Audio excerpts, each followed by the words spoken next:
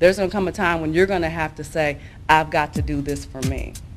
There's going to come a time when you have to say, no matter what, there are no excuses. Failure is not an option.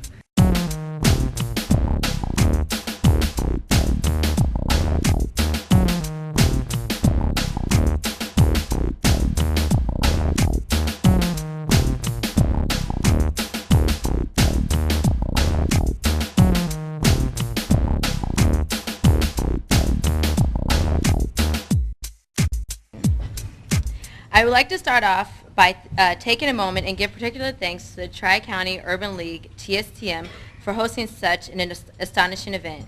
Tonight's theme is Educate, Employ, Empower. The triple E effects equals success. Beyond tonight, people who are dedicated to education and success of our youth and have maintained the operations of the Tri-County Urban League. This devotion started in 1964 when the Tri-County Urban League was founded by a group of local citizens, including Valeska Hinton, Irma Davis, and Helen Leatherwood. My personal thank you goes out to Mr. Virgil Marshall and Mrs. Laraine Bryson, who were active leaders while I was a participant in TSTM throughout grade school and middle school. They were instrumental in my attendance at Space Camp in Huntsville, Alabama for 2 years in a row, and a number of scholarships I received through TSTM.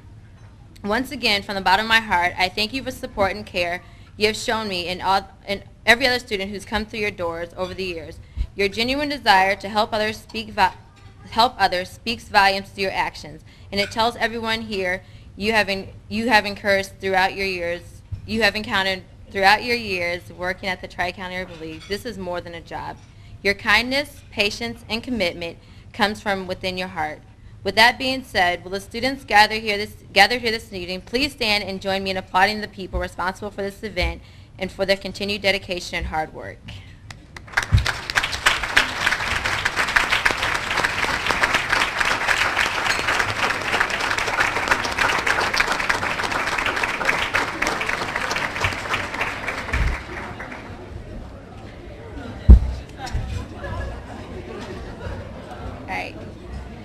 Throughout my many years on this earth, although short relative to some of you dining with us tonight, I have learned I cannot find success tomorrow if I don't know what brought me here today. I believe our ancestors had a similar mindset. They refused to let their meager past distract them from a meaningful life in their future and in our future. If you would indulge me for the next few minutes, I would like to take this time to acknowledge those who came before us. They demanded the respect they deserved by refusing second-rate treatment. These people dedicated their lives to equality. They refused to accept the notion of separate but equal.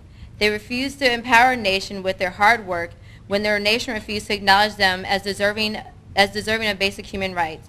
And they refused to allow their culture to be divided by hate amongst one another and within themselves. Regardless of how these people imposed change on our history and our lives, they had two things in common. They sacrificed themselves for the common good, and they refused to accept the fate of our nation as destined by the people who enslaved us over the years. In the late 1900s, with their newly given freedom, the African American culture found support and leadership from their strong black women. Women such as Sojourner Truth attained her freedom at the young age of 29. She then dedicated the remainder of her life speaking out against slavery and giving her personal testimony to whoever would listen. A more well-known woman by the name of Harriet Tubman refused to let her people be enslaved as she led more than 300 slaves to freedom. Miss Mary McLeod Bethune fought for equality through education. She was the founder of the Bethune-Cookman College, which is still focused on educating healthcare professionals to this day.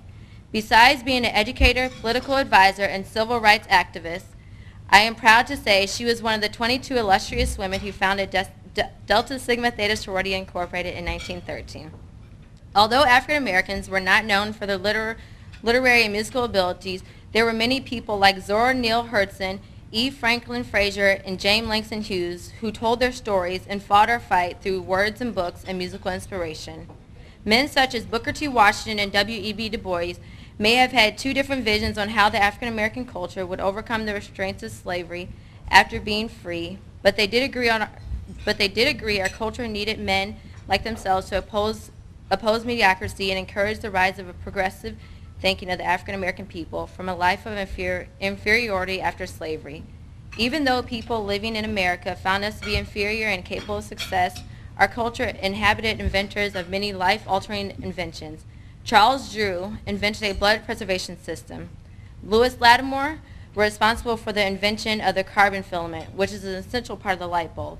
And Jane Ernest Metzliger invented a shoemaking machine. And lastly, for all those ladies out there who love their perm, Miss Madam C.J. Walker was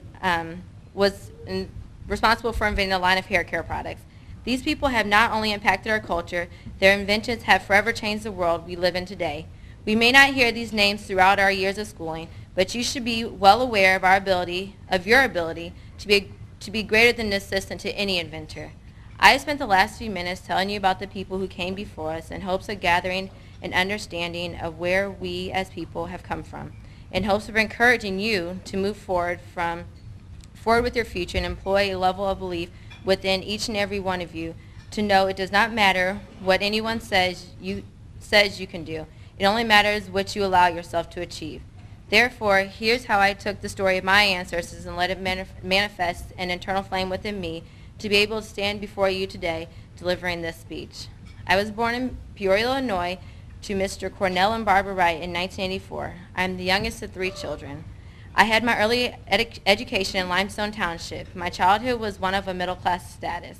Both my parents worked to provide the best life and education for our family.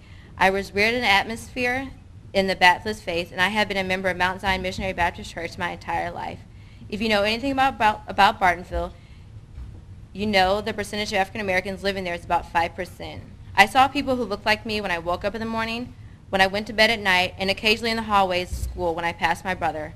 Outside of Bartonville, I was active in programs such as Tri-County Urban Leagues, Tomorrow's Scientists, Technicians, and Managers, TSTM, Jack and Jill, and a number of different sports programs to expose me to people of my race. I was very active in sports such as gymnastics, track and field, and basketball. I did it all. If I didn't play it, I tried it. The remainder of my time was dedicated to maintaining good grades and upholding leadership positions. I graduated high school in the top 20% of my class and was the first African American student council president and homecoming queen in the history of Limestone Community High School. My hard work over the years earned me an athletic scholarship to Indiana State University to run track and field. Upon moving to Terre Haute, Indiana, I encountered some life changes. Most freshmen have difficulty adjusting to college life because they have never been away from home.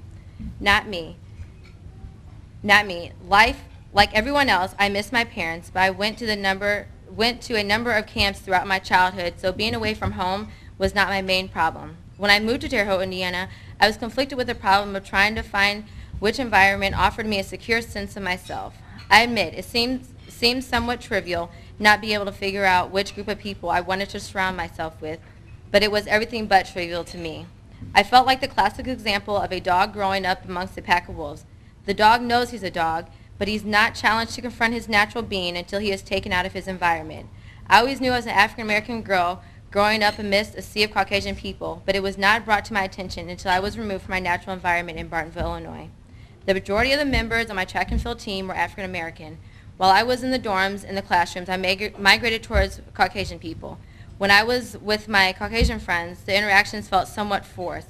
But when I tried to hang out with the black girls in my dorm, they would say things like, "You talk so white," while I was thinking to myself, what does white sound like? Or they would say, "Where are you from?"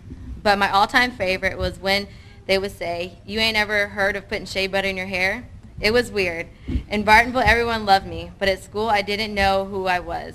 No one was ever mean to me. I just couldn't figure out where I was meant to be or where I wanted to be. Time passed, and I figured out who I was and who I wanted to surround myself with. I went from a very dominant Caucasian culture to a predominantly African American culture. From that first year, I learned that being me is always the answer. I tried adjusting myself to fit into other people's ideal persona, but in the end, me being myself answered all the questions and concerns I initially had about moving away from home. Tonight, I encourage all of you to find out who you are and let the world change around you. Don't let the world change you. As Judy Garland once said, always be a first-rate version of yourself instead of a second-rate version of somebody else. By being a first-rate version of myself, it afforded me the opportunity of self-responsibility. Throughout my years of learning and growing, I have learned it is simple to point the finger at someone else, but where does one's sense of responsibility fall into our society? As far as I can tell, very few places. Today, man must cease attributing his problems to his environment and learn again to exercise his will, his personal responsibility, and the realm of faith and morals. When slavery ended, we as African Americans still were not free. We as people had lived as third-rate citizens for so long. We did not know how to live free. The 13th Amendment freed us, but we never freed ourselves. Throughout our ancestors' lives, they struggled with color, power amongst themselves, and psychological warfare. Just as I spoke with you earlier, many men and women came to the rescue of the African American community to truly free us from society and most of all ourselves after slavery was abolished. Today, there appears to be little self-accountability and self-motivation amongst the youth. When will we stop fighting one another and start fighting with each other to save a race our ancestors fought to save? As I sit with you today, I ask you, was there a purpose behind our ancestors' fight for our freedom? I ask this question because my great-great-grandmother despised the man who called her nigger, yet we defend the word today by defining it as a term of endearment. I ask this question because you blame the white man for all the black men in jail, yet you refuse to make an honest living because your pride won't allow you to work for $8 an hour and selling drugs is a much more lucrative business. I ask this question because the new fad for young African American teens is this new twerk team dance, which for all of you who do not know is basically a stripper wearing a bra and booty shorts. Yet, we're offended if someone talks about us being 16 and pregnant and on welfare.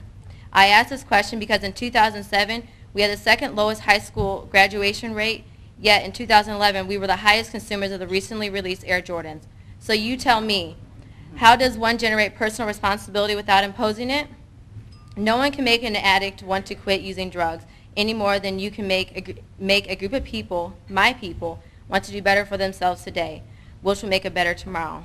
But I acknowledge and congratulate those of you sitting here with us this evening that you have decided to take responsibility for your actions and work hard now in order to live the life you dream of living. Even though your dreams may start as your parents' dreams, they will eventually become your dreams. Parents never specify what their dreams are for their children.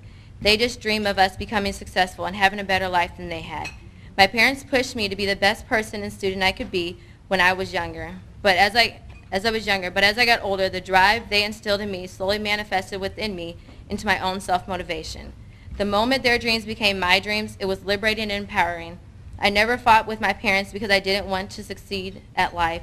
I fought with them because the path I needed to take to success was the path of most resistance and little fun. I could only see what was in front of me. I was living in the moment. All the youth in the audience, myself included, need to thank our parents or whoever is responsible for getting us to where we are today, because our parents were the ones who fought with us to get us up in the morning and study at night, which allowed us to be a better person past the slight snippet of life we, as children, are able to see. As many of us do, I saw life in the moment, but my parents saw life past the moment and saw into the future. In one hand, they grasped their dreams for us, and in the other hand, they grasped our ever-evolving internal motivation and guided us through life in order for us to combine these two tools and create our own dream of success. Therefore, I would like to take this moment right now to say thank you to my mother and father who are with us in the audience this evening for empowering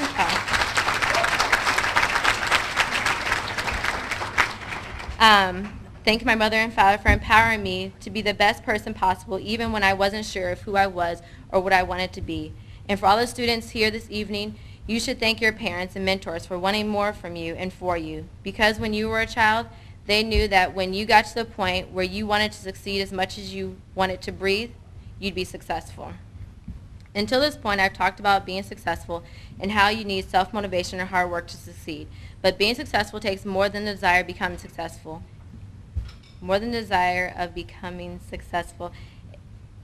People need a plan on how to succeed. When a person gets ready to build a house, he or she hires an architect to draw up a floor plan. These floor plans show a person where they need to start, the steps they will be taking to build the house, and the projected finished product. If you look at the floor plan, you'll see the foundation of the house is drawn in pen, and the walls and roofs are sketched in pencil. When I first learned this fact, it seemed bizarre. Why would you ever draw half a floor plan in pen? Pen doesn't allow much room for mistake. On the contrary, the drawing of the foundation in pen solidifies its position as strong and unbreakable. When the architect meets with his clients, he knows they may want to change some aspects of the house, But he knows it doesn't matter how much erasing he does on his paper, his foundation will always stay the same. He knows that if all else fails, his foundation will be strong enough to withstand change. Like an architect for a house, you need to be an architect for your own life. You need to figure out what you want from your life, and then you need to sit down and draw out a life plan. Some of you may or may not know this, but you too can draw out your foundation in pen because it's already been laid. Your family, friends, and mentors have been grooming you throughout life to strengthen your foundation. They knew the day would come when you would decide how to spend the rest of your life. Like I said before, their gift to you was unconditional love and support that helped your foundation become concrete and complete. No matter what trials and tribulations come your way, you will prevail. If you encounter struggles that knock down a wall in your life, or if your life is hit with a massive storm, your foundation cannot be broken, and you will have the support and strength you need to rebuild. Life has taught me there is a distinct difference between a successful person and a happy person who has found success. The happy person that found success embraced the concept of their life plan having erasable walls that grow erect from their concrete foundation. They have the ability to change with the times and the circumstances, which allowed them to find peace amidst the storm. There are too many times children have succumbed to defeat because their life plan didn't play out exactly how they had initially anticipated. To all the students here tonight, I don't only challenge you to be a successful person, I challenge you to be a happy person who finds success. I challenge you to walk blindly in the faith of the Lord and your foundation, because that blind faith will lead you to your internal peace and success. If you wouldn't mind, I would like to share a little more of my life journey with you. As you already know, I'm from a small town called Bartonville. It's so small, I'm not even sure if you would consider it a town. Ever since I was in high school, I knew I wanted to be a dentist. In my final year of my undergraduate studies, I applied to a handful of dental schools. I had received 2 rejection letters and 2 acceptance letters. One of the schools was in Chicago, and the other school was in Lexington, Kentucky. This decision may have seemed like a no-brainer to most people to stay and save money on tuition, but I know myself and what I'm capable of doing. I knew if I decided to stay and go to the University of Illinois Chicago, city life would consume me and take away from me succeeding in dental school. Therefore, I decided to go to school in Kentucky. Once I was in Kentucky, I started school second-guessing my decision to move away from home and go to the University of Kentucky College of Dentistry. Although the hustle and tussle of city living was not my major concern, I had encountered other issues. I was the only African American in my class. My study habits were not in sync with the magnitude of studying I was having to commit myself to, and I had few friends in dental school. If you remember, I grew up in a predominantly Caucasian environment. Despite being the only African American in my class, I assumed the adjustment wouldn't be difficult because I grew up around Caucasian people, but I had little in common with these people. The majority of the class knew each other before coming to dental school, and the rest of the class quickly found close friends. Believe me, I tried to make friends, but I could not find many people I had much in common with. I found myself very unhappy in school, but time passed and I felt like I was starting to find my footing.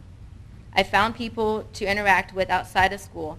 This posed a slight problem because it left very little time to hang out when I was spending all my time studying, in comparison to my classmates who were able to hang out with their friends during school and in the evening between studying. Aside from not having a core group of friends or study partners for that matter, I do not believe I had the best study skills to be successful as successful as I wanted to be in dental school. Throughout life, I found success with much little effort, but when I got to dental school, the difficulty and volume of material overwhelmed me. After the first semester in dental school, I always felt like I was playing catch-up. As discouraged as I was, I fought to do the best I could do, but at the end of the year, it had come to my attention my best was not good enough. My entire life I had succeeded. Even when I didn't perform my best or studied my hardest, I prevailed. After I finished my first year of dental school, I had failed 2 classes. According to the Constitution of the University of Kentucky College of Dentistry, I was forced to sit out of school for a year.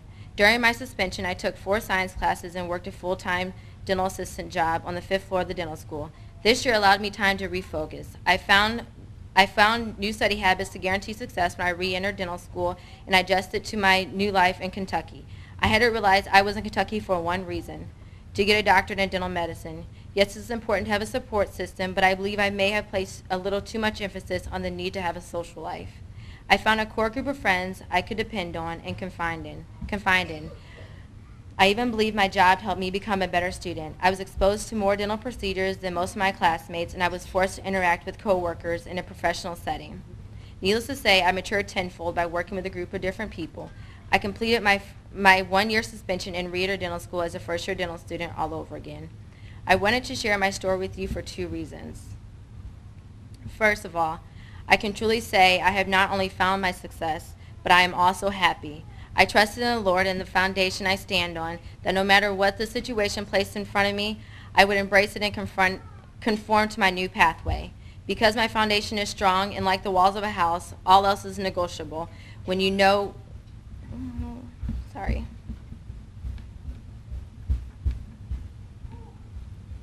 when you know where you started and where you're going. Secondly, I wanted to share my story with you because I had planned for my life, but it didn't involve spending the last 6 years of it in Lexington, Kentucky, trying to get my doctorate of dental medicine. But that was a path God chose for me, and I accepted it. If I had not had a plan to begin with, I may have felt too defeated to return to dental school after my year of probation. Although my path was altered, it was easy to realign myself because my end goal of becoming a doctor never changed. Ralph Waldo Emerson said, "The only person you are destined to become is the person you decide to be."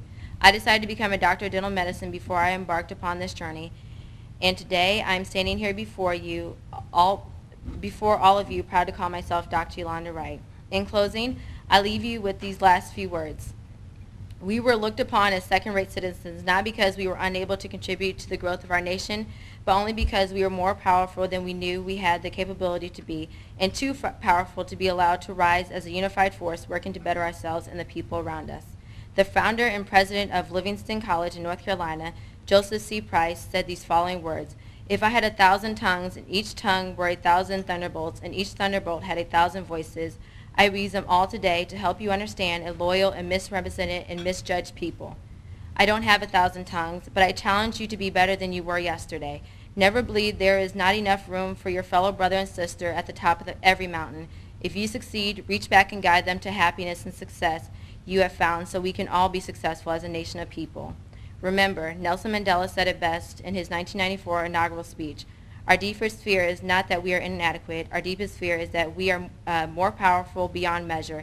It is our light, not our darkness, that frightens us most. We ask ourselves, who am I to be brilliant, gorgeous, talented, and famous? Actually, who are you not to be? You are a child of God. Your playing small does not serve the world. There is nothing enlightened about shrinking so that people won't feel insecure around you. We were born to make manifest the glory of God that is within us. It's not just in some of us, it's in all of us. And when we let our own light shine, we unconsciously give other people permission to do the same. As we are liberated from our own fear, our presence automatically liberates others. Thank you very much. Good evening.